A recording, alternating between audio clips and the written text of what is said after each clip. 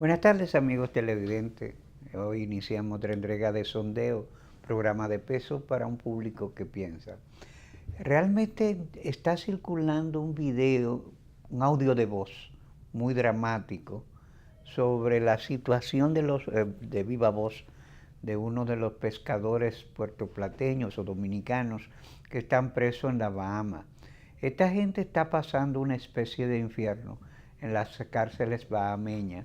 Es muy dramático todo cuanto cuentan estos hombres y la situación legal es realmente problemática, pues al que la multa menor que deberían pagar es de $25,000.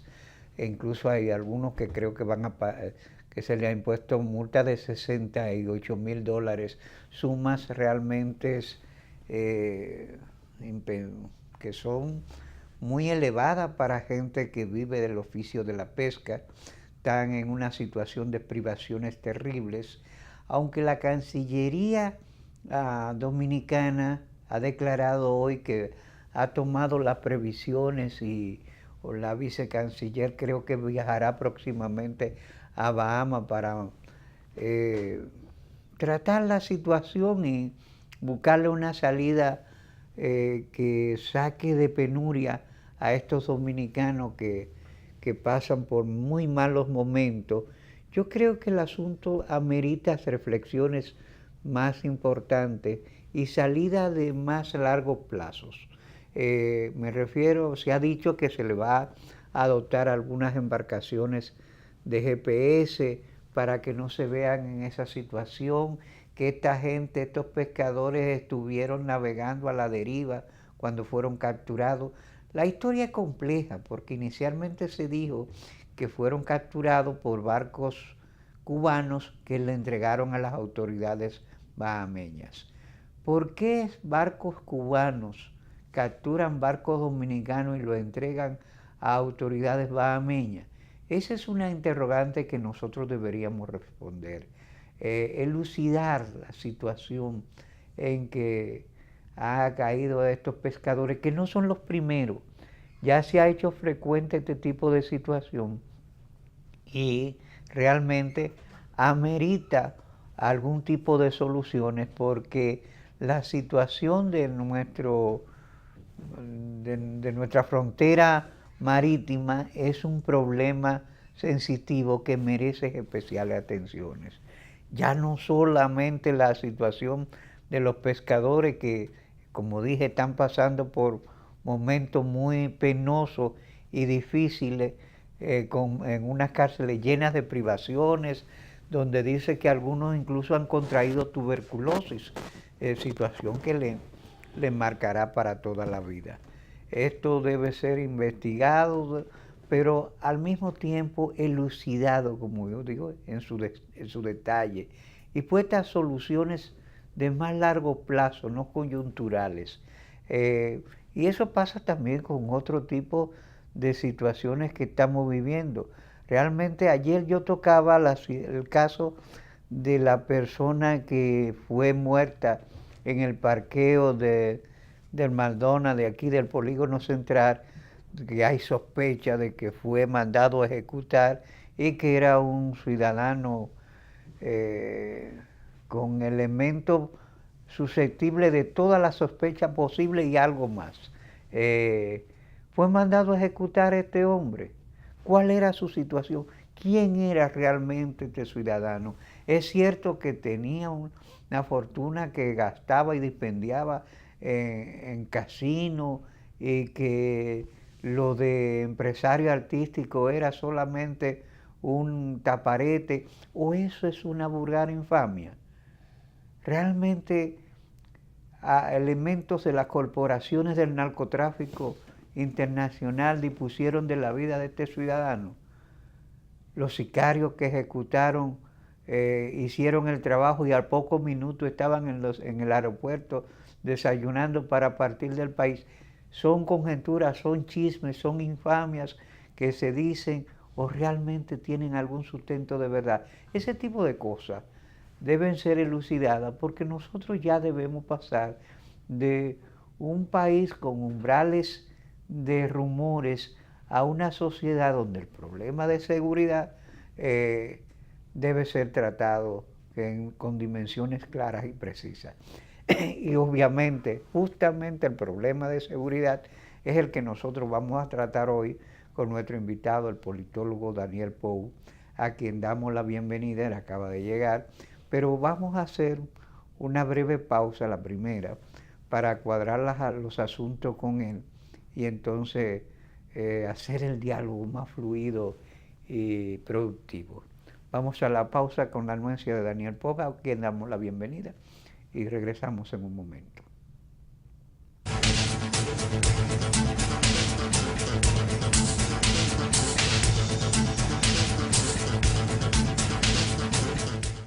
Impresionante. Yo siempre hacía todo en la sucursal tradicional y en esta aprendí que puedo hacer muchas cosas desde mi casa. Incluso me invitaron a una charla de finanzas con propósito para aprender a manejarme financieramente. Soy un duro ya. Solo usaba Telebanco para consultas, pero hoy aprendí a pagarlo todo usando el app y te pago. En una mesa con diferentes celulares, tabletas, ¡una maravilla! Ven a vivir la experiencia de la banca del futuro. Centro Digital Popular, Downtown Center, tercer nivel. Popular, a tu lado siempre.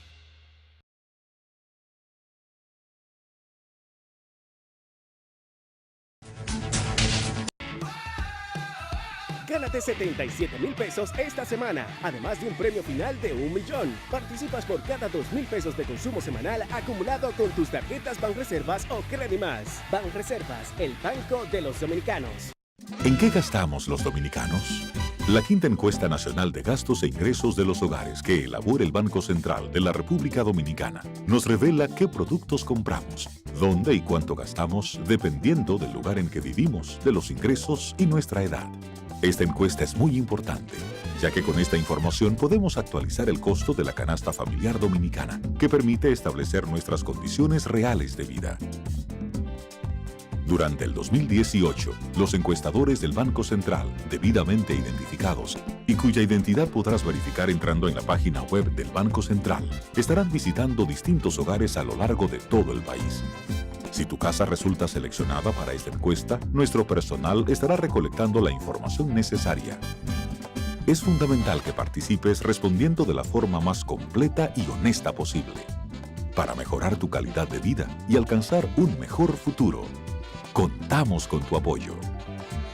Banco Central de la República Dominicana, por la estabilidad y el crecimiento, con la participación de la Oficina Nacional de Estadística, ONE. Me encantó la experiencia. Hasta yo, que hago todo digital, quedé impresionado con las mesas interactivas, los cajeros automáticos touch y hasta vi una charla de tendencias tecnológicas en un video wall súper moderno.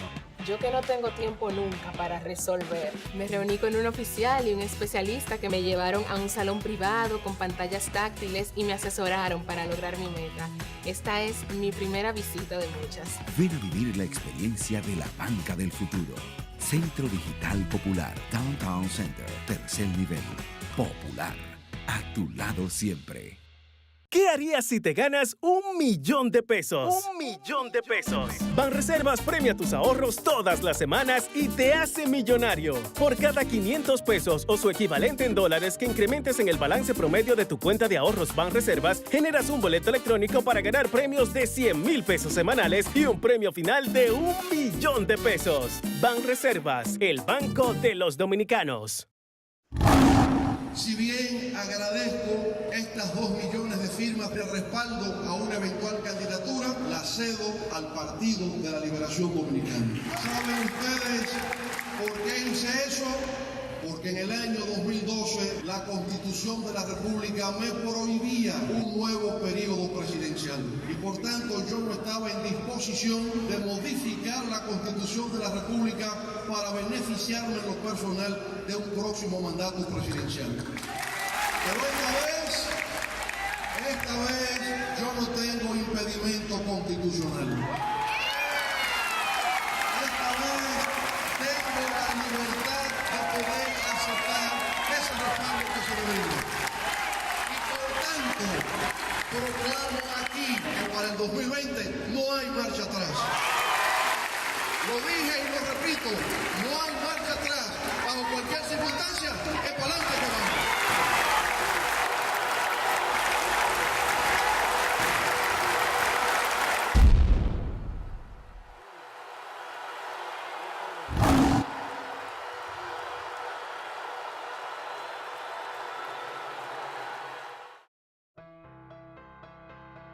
El Banco Agrícola respalda a los productores con créditos suficientes y oportunos a bajas tasas y cómodos plazos para mejorar su rentabilidad y elevar la productividad, asegurar el abasto de alimentos e impulsar las agroexportaciones. Orientados por el presidente Danilo Medina, apoyamos la tecnificación, comercialización, la pequeña y mediana empresa campesina en todo lo que agregue valor a la agropecuaria. Ahorros, certificados financieros, registros de alquileres son parte de los servicios que ofrecemos para garantizar al país la seguridad alimentaria.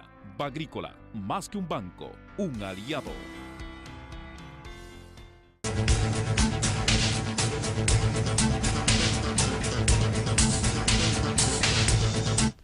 Bien, bienvenido. ¿Cómo van las cosas? Bueno, mi querido amigo y cuasi colega, don Sí. Danilo Clements, yo digo que las cosas marchan, pero hay muchos senderos escabrosos en este momento, en términos generales, los problemas de la frontera, la falta e incapacidad de respuesta del gobierno para resolver muchos temas de la agenda nacional que están latentes ahí y que no logran ser asumidos con la entereza que se requiere. Y por el otro lado, yo vivo asombrado porque un país que supuestamente está haciendo una política hacia el exterior para atraer la inversión extranjera, pues resulta que las garantías para la inversión extranjera cada vez se ponen más en tela de juicio. Y ahora voy a poner dos ejemplos sencillos. Es el tema de las inversiones mineras que acabamos de ver ayer cuando se presenta un análisis que la empresa Gold West, que fue la que hizo obtuvo la exploración del oro del Romero de San Juan de la Maguana, decide retirarse del país porque ellos no van a estar expuestos a que el gobierno valore si le es conveniente o no explotar la mina cuando todos los estudios de impacto ambiental están sumamente ya elaborados, porque ahí eso es una loma de material volcánico. Yeah. La mina está a 200 metros de profundidad y ahí no se va a procesar oro, ahí se va a coger piedra y se va a exportar al extranjero. Daniel, nos hemos metido en ese tema y es un tema para mí donde ayer decía yo que nosotros estamos en un momento en que la pasión de masa parece que está dirigiendo el país. En definitiva. Cualquier grupo sale a quemar goma por un fallo de un juez y por cualquier cosa y se nos disfraza como pueblo. Y el caso de San Juan, hubo comunidades que protestaron porque no solamente se iba a afectar la riqueza minera, sino que se iba a dañar la ecología. ¿Tú crees que esos temas están siendo bien tratados? ¿Ha habido la comunicación? Porque decía una gran estratega que gobernar es comunicar.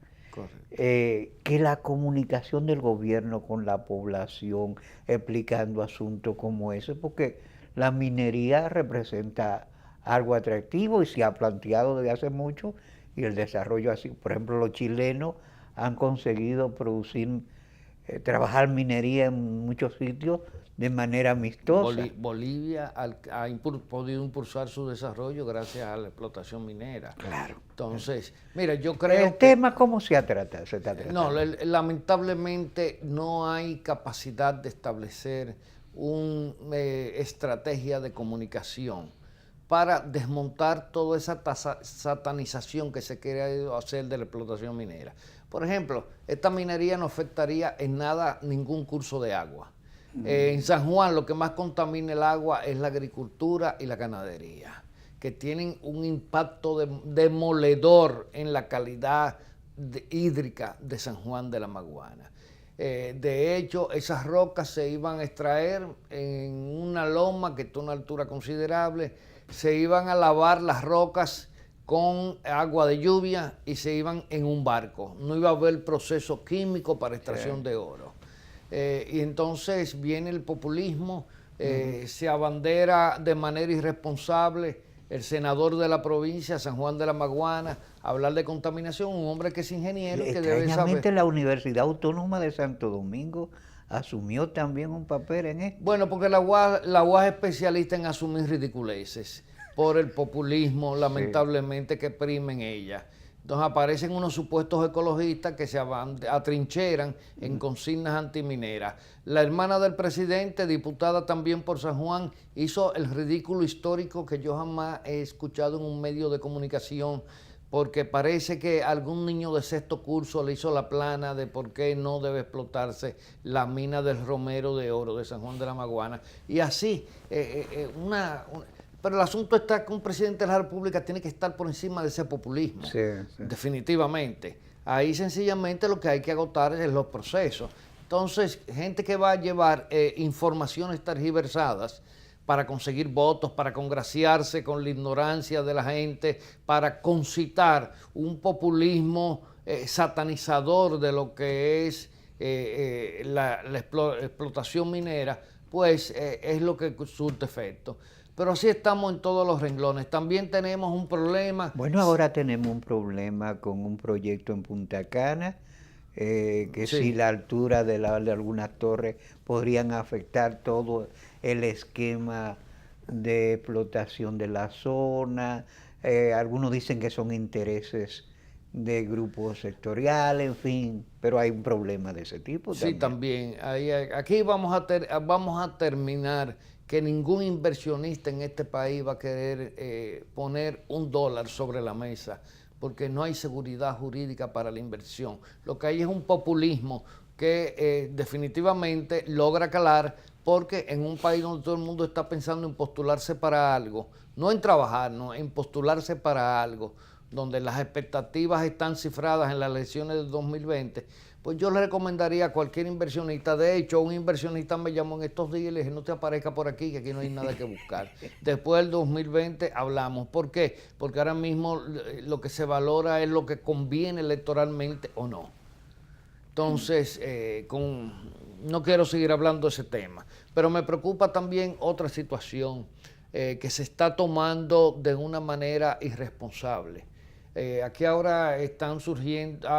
Ha vuelto a resurgir un supuesto nacionalismo que no es nacionalismo, porque yo lo que creo que es más bien un síntoma febril de una carencia de contenido de pensamiento terrible, con el problema de la frontera, migración haitiana. Pero vamos a tratar ese problema por parte, como diría el viejo Jack. A mí me interesa, por ejemplo, dejándose el tema minero, si recientemente, a raíz de un suceso con unos médicos que hacían un rally por la frontera, un poco deportivo, un poco turístico, gente que trabaja fuera del país, que viene con periodicidad a restablecer contacto con su sociedad, se detonó que turbas haitianas entran a territorio nacional, le incautan los motores y ponen en peligro la vida de esa gente que, por ser ciudadanos de conspicua presencia, pues atraen la atención. Pero se dice que eso es el pan nuestro de cada día en la frontera. En definitiva. La frontera dominicana tiene los parámetros de seguridad que debe tener toda frontera nacional. ¿Hay política de frontera en estos momentos, Daniel? No hay políticas de frontera, no hay política migratoria, no hay una visión estratégica de lo que es la frontera. Hay aportes interesantes que han formulado propuestas para frenar la migración, para ayudar el desarrollo de nuestros vecinos en la zona fronteriza y así evitar que la frontera se convierta en un territorio de gente olvidada, porque hay tantos olvidados haitianos como tantos olvidados dominicanos. Sí. Eso no hay que negarlo. Y lamentablemente, en términos de defensa y seguridad, pues el esquema está más que alto demostrado que ha colapsado.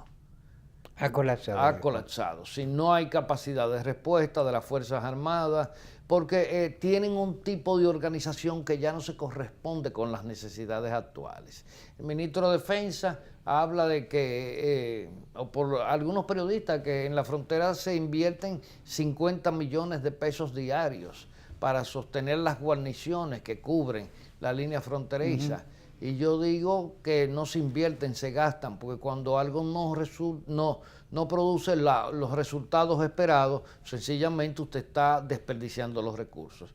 Yo soy de la particular visión de que en la frontera lo que hay que hacer es establecer una policía de seguridad con funciones muy bien establecidas, con capacidad de desplazamiento, capacidad de respuesta frente a esas situaciones de turbas de haitianos que vienen a ocupar la carretera internacional, y que cuenten con el apoyo de pelotones de las Fuerzas Armadas establecidos en sitios estratégicos que tengan capacidad de respuesta, no de que motorcitos, helicópteros artillados si son necesarios, y vehículos todoterreno artillados si son necesarios para casos excepcionales, pero que en primera línea todo lo que corresponda con migración y control policial de la frontera esté en manos de un cuerpo especializado, que no sea militar, que sea un cuerpo policial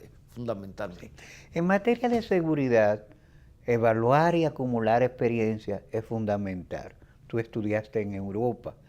En Europa las fronteras se establecieron finalizando la alta Edad Media. Claro. Y cuando uno visita cualquier país europeo y lee, desde aquella vez que la frontera le decían la marca hasta estos días, cada país ha acumulado experiencia que define no solamente el trazado de frontera, sino las políticas que se siguen en relación a las fronteras.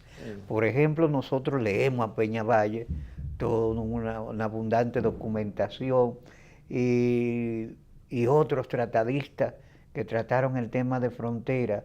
La política seguida por la dictadura de Trujillo, salvo los sucesos del 37, cuando uno lo evalúa, tiene momentos luminosos como el establecimiento de colonias agrícolas dirigidas, a las cuales se asentaban a militares.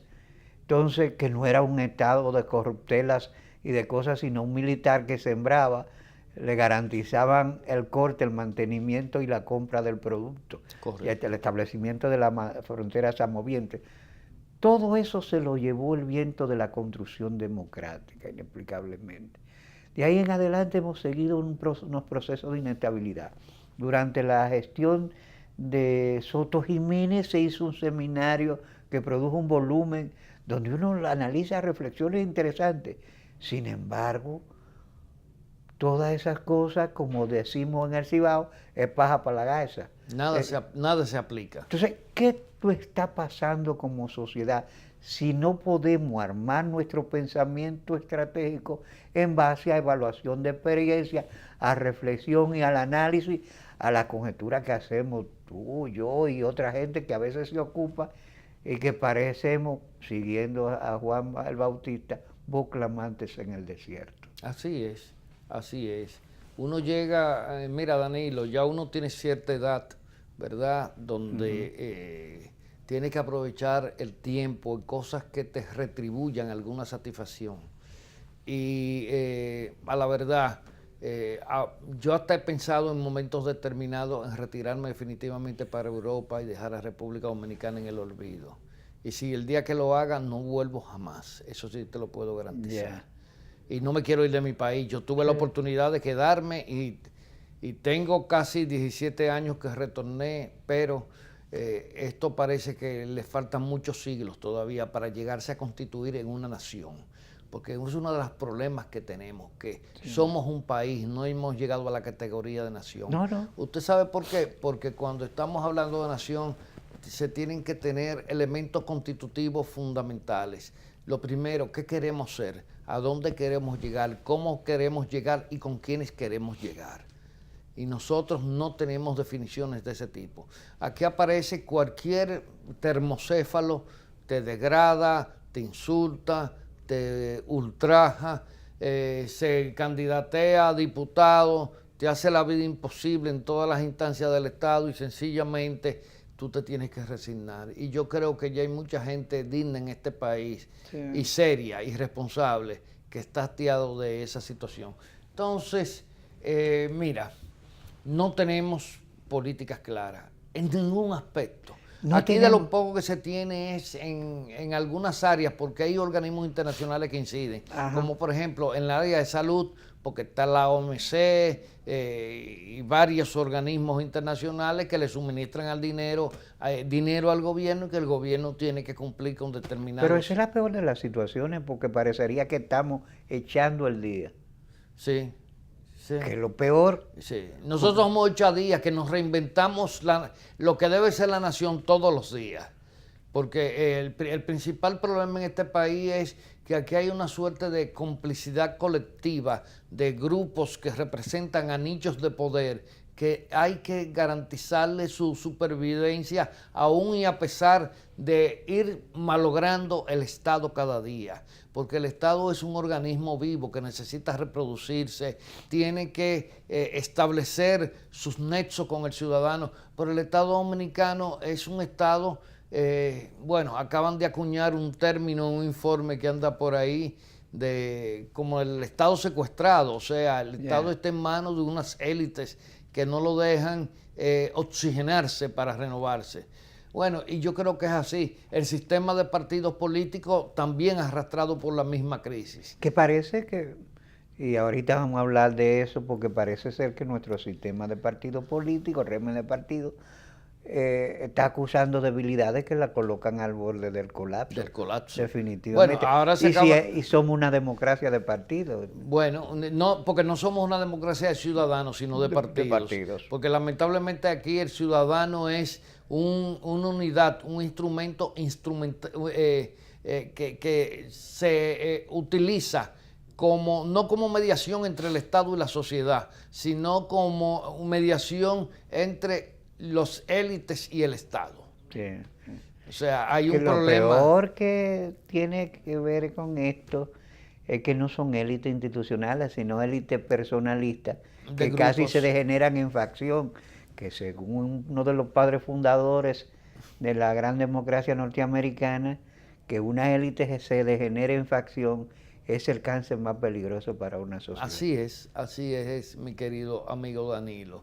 Y las perspectivas son oscuras. En un país donde todo se politiza, todo se convierte en alguna manera en un vehículo de la procura del poder de algún grupo en un momento determinado, pues, y con indicadores Danilo, tan preocupantes, que todos conducen a pensar que este es un país que tiene realmente una crisis sistémica tan grande que la desestructuración del país con pocas motivaciones se convierte en una situación de colapso. Si tú miras las últimas encuestas, Latinobarómetro, las cifras son horrorosas. Sí, esa idea de que hay un colapso de desestructuración del país, esa expresión de que entonces no se puede trazar estrategias de seguridad y defensa, que son el elemento fundamental, el vector central de la vida pública organizada de un país. ¿Es eso lo que lo impide o es una consecuencia o es factor? No, yo creo que es una consecuencia realmente de que un Estado se asuma como tal, definitivamente. Ahora, la desestructuración que es auspiciada y motivada por determinados grupos es porque es la única manera que ellos tienen de sobrevivir con ciertos criterios protagónicos en medio de todo este entramado, porque un Estado se sostiene sobre un entramado de relaciones de poder. Lo que pasa es que el Estado tiene que convertirse en el ente de equilibrio de ese entramado de relaciones de poder, pero cuando el Estado se inclina solamente hacia un sector, entonces el Estado deja de ser el gran mediador para convertirse en cómplice o en un actor parcial en detrimento del resto de los demás integrantes de la sociedad. Y aquí se llegan a situaciones tan extrema, que incluso está afectando terriblemente a la seguridad jurídica, pero también está socavando las bases de la gobernanza y del Estado social y democrático de derecho. Eso, bueno, ahí te pongo entonces el reciente surgimiento de un grupo que no tiene otras connotaciones. Es un grupo que exhibe la posibilidad de que sea estereotipado como grupo paramilitar. Sí. Donde quiera que el paramilitarismo ha surgido, de Colombia, donde alcanzó expresiones extremas, hasta otros lugares de nuestra sociedad o la Europa prefascista, ha sido un factor de distorsión y desarticulación social tremendo. Definitivo. ¿Cómo valoras tú esa expresión? ¿Un episodio efectista sin relevancia o un hecho que hay que ponerle especiales atenciones? Mira, a esos jóvenes que se están señalando por unos videos que produjeron, la mayoría de la gente lo quiere analizar con superficialidad. Incluso el jefe de la policía acaba de hacer unas declaraciones desafortunadas. Lamentablemente, en América Latina ya tenemos mucha experiencia de paramilitares en Colombia, de paramilitares en México, de paramilitares en Nicaragua. Todo el mundo sabe cómo terminan esos grupos. Yo escuché a esos muchachos hablando, ellos no saben ni siquiera para qué están haciendo lo que están haciendo. Yo veo que son muchachos que están instrumentalizados, que lo que les interesa es exhibir un uniforme que le da cierta... Oye, pero ya la existencia de uniforme produce la idea de que hay un entramado organizado. Sí. Bueno, hay ideas que se han ido promoviendo.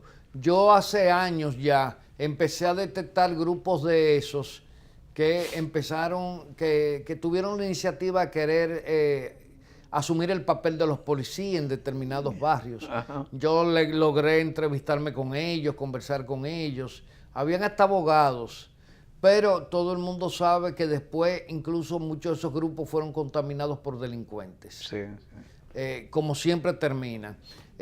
¿Cuál es el problema?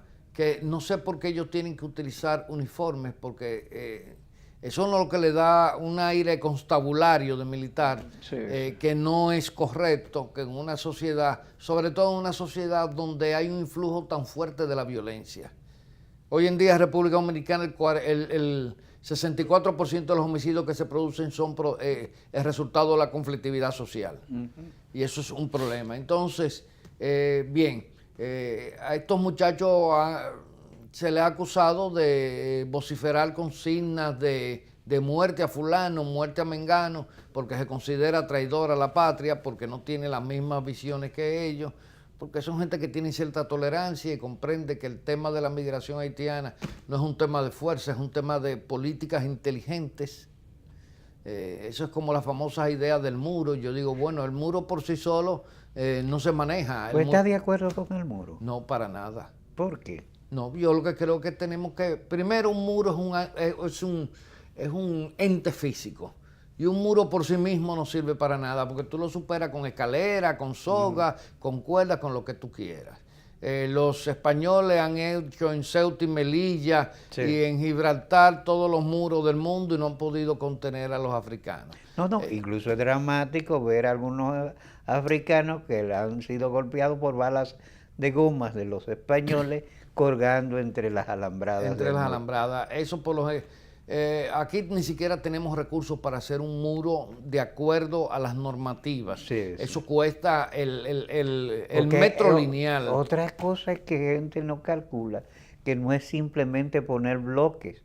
El muro fronterizo obedece a una planificación, a un diseño fáctico que muy particular. Con tecnología de alta gama, sí. Hay que garantizar energía eléctrica para que esa tecnología funcione, eso requiere mantenimiento, los muros siempre los terminan perforando, eso hay que vivir encima de...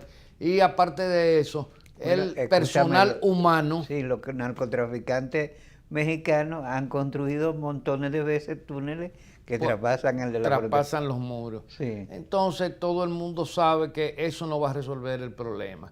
Yo digo que el muro tiene que ser un muro de voluntad política, un muro de instituciones sólidas con definiciones, un muro de políticas públicas, un muro de garantías institucionales donde los policías, los militares, las agencias de seguridad que tengan como responsabilidad velar porque la frontera no sea violada, también tengan la obligación de rendir cuentas y tengan régimen de consecuencias, porque ese es otro tema. Aquí no hay sistema de accountability, eso es otro tema. Aquí a nadie se le exige que cumpla, pero tampoco tiene nadie el deber de demostrar que cumple, ni el deseo tampoco de que cumple. Entonces, eso es lo que tenemos que cambiar. Sí. Después se pueden hacer muros en determinados momentos, porque en algunos segmentos de la frontera, pero no, ahora mismo no es una prioridad para República Dominicana. Yo creo que eso es una consigna de mentes febriles que no tienen otra retórica, ¿verdad?, que servir en el escenario, y que pues están tratando de tomar ideas que realmente ya en casi todo el mundo han fracasado. Sí. Daniel, vamos a hacer la pausa final para continuar nuestra interesante conversación con tu anuencia. Regresamos en breve.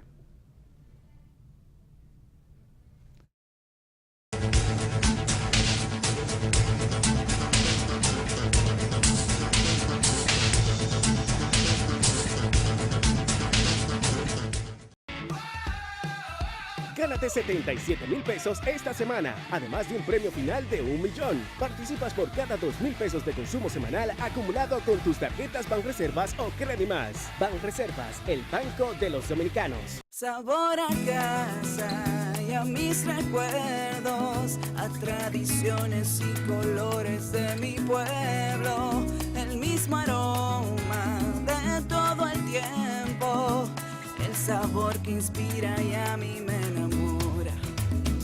El sabor de mi pueblo sé que siempre llevo dentro junto a todos mis recuerdos, porque la buena amistad sabe a café.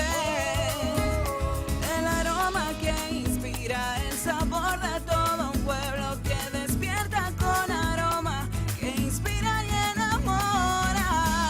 El sabor de todo un pueblo que despierta con aroma, que inspira y enamora como el mejor café. Café Santo Domingo, sabor que empieza en el aroma. Tu café de siempre. ¿Cuál es tu historia? Yo soy hijo de la agricultura y siento amor por sembrar una mata. Han pasado la vida sembrando habichuelas. Y para sembrar habichuelas hay que pelar las lomas. Todas esas montañas, toda esa loma por ahí, la gente la chapeaba. Pero ahora están motivados a que si se le apoya, en vez de sembrar habichuelas, van a sembrar aguacate y van a sembrar café. Se ha comenzado con un plan piloto, un proyecto de reforestación que llegue a todos. Va a ser el cambio, va a ser la transformación, va a ser la esperanza y la vida de nosotros. En Elías Piña, San Juan y Asua ya están en marcha los proyectos de reforestación del gobierno. En esas provincias se destinarán cerca de 2.500 millones de pesos para recuperar más de 200.000 tareas con árboles frutales y café. Juntos hacemos historia. Gobierno de la República Dominicana, con la gente y para la gente.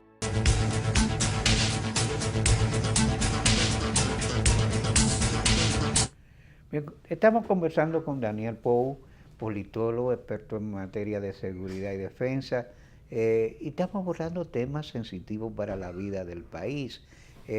Daniel, mucha gente dice que la existencia de este grupo que tú has calificado muy bien es también el fruto de la desesperación de la población, que ante la ausencia de opciones y políticas efectivas está pasando a tomar las cosas en su mano. Eso también nos representa una situación de cuidado en materia de seguridad y defensa. Sí, no, indiscutiblemente hay. Mira, yo no creo que esas manifestaciones se generan solas. Esas manifestaciones se generan por grupos que piensan y las auspician. hay elementos que se generan solo, como por ejemplo la justicia por mano propia, que cada día es más frecuente en los barrios, porque la gente el ya... espíritu del linchamiento. Del linchamiento. Se hizo muy frecuente, muy recurrente en Centroamérica. En Centroamérica llegó un momento en que los imputados no llegaban vivos a los cuarteles de la policía ni a la fiscalía, porque la gente los ejecutaba en plena calle, porque hay una visión que prima de que la gente piensa que la justicia es automática y se hace por aclamación. Mira lo que sucedió en San Francisco de Macorís con el caso de la niña esta que lamentablemente la asesinaron. La gente pensaba que los fiscales y que los jueces no tienen que someterse a tecnicismo jurídico. No, lamentablemente es así. Hasta en Estados Unidos, que tiene uno de los sistemas más complejos y perfeccionados del mundo en temas de justicia, hay que someterse al debido proceso. Recientemente en Montecristi, me parece, que a un ex fiscal también... Que se le imputa de violación de un niño. De una menor, pues aquello terminó a bombazo, tiro, porque aquí ahora queremos tener primero constitución por aclamación, la interpretación de la constitución es por aclamación popular, no es strictus sensus lo que los especialistas determinan, ni los jueces. La justicia también tiene que hacerse lo que diga el pueblo, porque el populismo... Y el concepto de pueblo es lo más difuso posible. Bueno, eso es lo más... el concepto de pueblo y patria son dos conceptos muy difusos, pero a mí no me gusta utilizarlos, definitivamente. Pero también tenemos, lamentablemente, que los agentes gubernamentales también se están ciñendo a todos esos conceptos genéricos, abstractos, que no encuentran concreción en el armazón jurídico que rige nuestro país. Bueno, hoy en día ya se está hablando de que la reelección es por aclamación.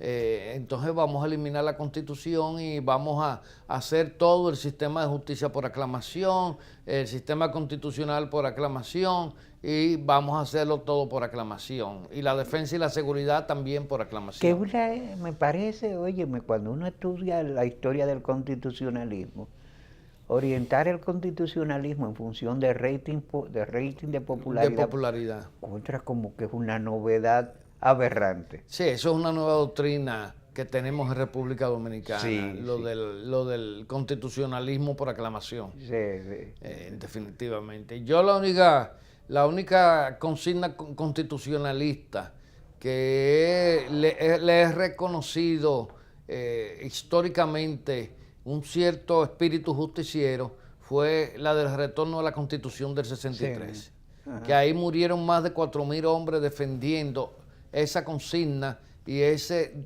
derecho a restablecer la Constitución legítima que se dio el gobierno del profesor Bosch en 1963.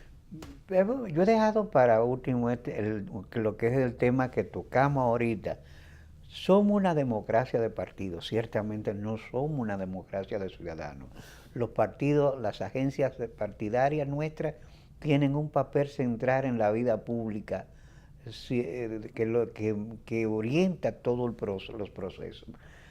Pero los partidos políticos dominicanos en la actualidad exhiben la fortaleza, la madurez institucional, la característica necesaria de estar constituido por unas élites dirigentes capaz de reflexionar y pensar el país en unas dimensiones de construir esa institucionalidad estadual necesaria. Danilo, no. Ahora mismo los partidos en República Dominicana son entidades huecas, sin contenidos, cuya única finalidad es la obtención del poder político. ¿Para qué? Para muchísimas cosas. Sobre todo sabemos cómo se han acumulado fortunas aquí en los últimos 50 años a través de los partidos políticos. Cómo se van acumulando cuotas de poder, cómo se tuerce el curso de la historia dominicana a partir de la obtención del poder político. Aparte de que definitivamente no hay un proyecto de nación. Ahora mismo en República Dominicana tú buscas todas las propuestas que tienen los partidos, que son muy pocas, porque aquí los partidos no tienen propuestas, aquí hay gente dentro de los partidos que ellos tienen propuestas de ellos. Y por eso tú ves que en el mismo partido generan discursos antagónicos. Que muchas veces ni ellos mismos se dan cuenta que son antagónicos. Porque y no le importa lo peor. No le importa, porque no hay una visión holística en términos de proyecto de nación. Y por eso tú ves gente que te hablan de la seguridad social, pero te están hablando de una seguridad social de vanguardia. Más sin embargo, otros te hablan de un régimen laboral que es un régimen en retroceso. Y no hay una armonía entre en lo que se plantea, que es una de las cosas que yo digo, que aquí para empezar a resolver los problemas del país tenemos que convocar sectorialmente un gran diálogo nacional.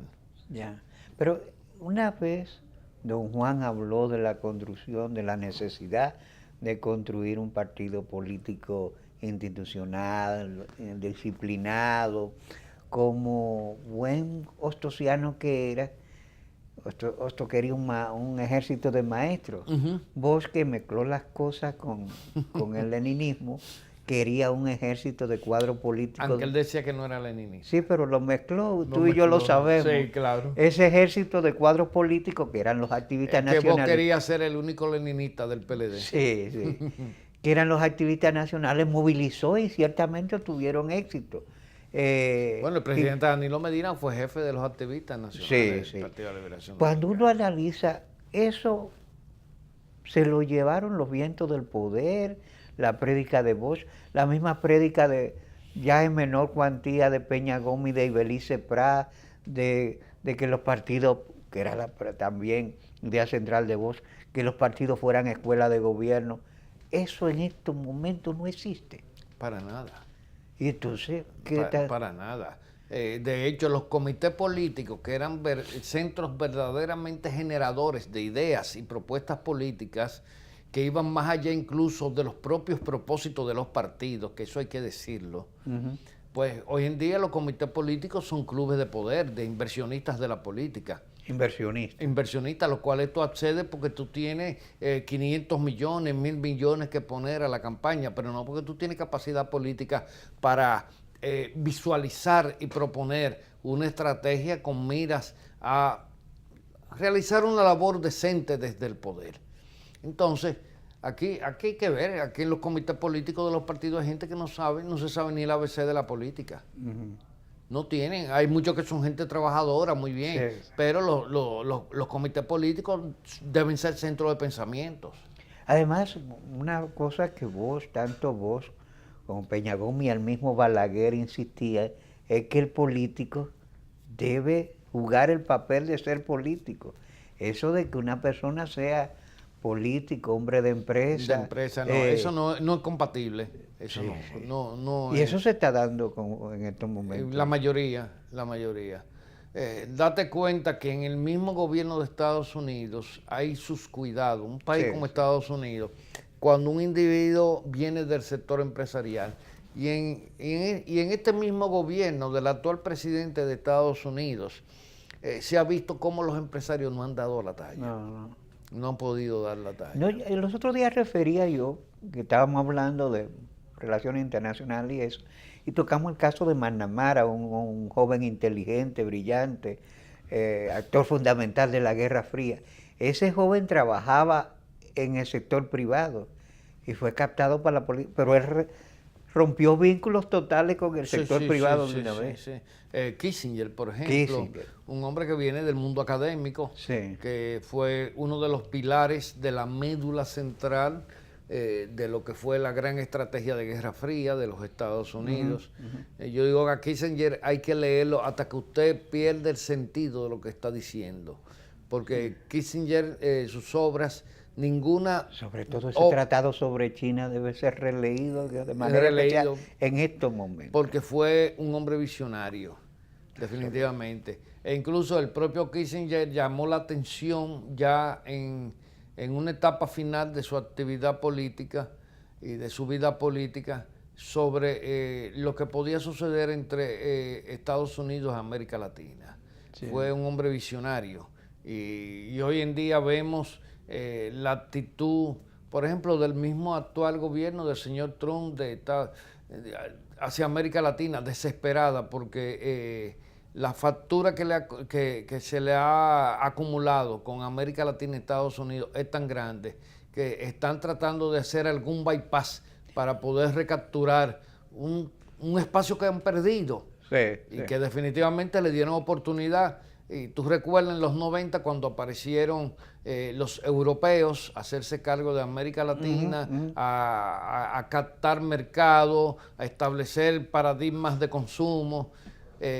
Y definitivamente los europeos están aquí, están los chinos que lo han hecho de una manera más discrecionalmente y que con los nuevos tratados que está firmando China con América Latina, ya incluso hay países que propenden establecer el Internet de China, no el Internet de Estados Unidos. Alibaba. Así es. Que dicho sea de paso, pero yo quiero que no concluyamos el programa sin que tú me digas lo siguiente: si el régimen de partidos se ha detramado y es el eje central del sistema político, entonces la construcción democrática está amenazada en nuestro país. Bueno, está amenazada desde antes. Primero, porque lo que ha hecho realmente desplomar el sistema de partidos es la ausencia de las prácticas democráticas. Las primeras víctimas de ese entramado de relaciones de poder sobre el cual se sostiene el Estado dominicano en la forma de distribuir las cuotas de poder, lo primero que ha hecho es sucumbir al sistema de partidos. Y lo ha hecho sucumbir porque el principal problema que tiene el sistema de partidos es la ausencia de prácticas democráticas. Si el partido tuviera los partidos tuvieran prácticas democráticas, generarían las ideas para darle los nuevos visos al propio Estado dominicano. Pero resulta que los partidos se han convertido en estructuras que ya lo último que han terminado por engullir son las prácticas democráticas. Entonces, lamentablemente, no hay posibilidad de que un partido pueda garantizar su naturaleza y su función social sin asumir esas prácticas democráticas. Eso es axiomático, Danilo, eso no... Así es. Gracias, Daniel, siempre es interesante una conversación contigo y siempre falta tiempo. Bueno. Pero esta conversación que hemos tenido hoy la podremos ver de nuevo al filo de la medianoche, ya diferida. Agradecemos mucho que haya compartido con nosotros esta entrega. Mañana viene el doctor en su espacio El Sondeo Emocional.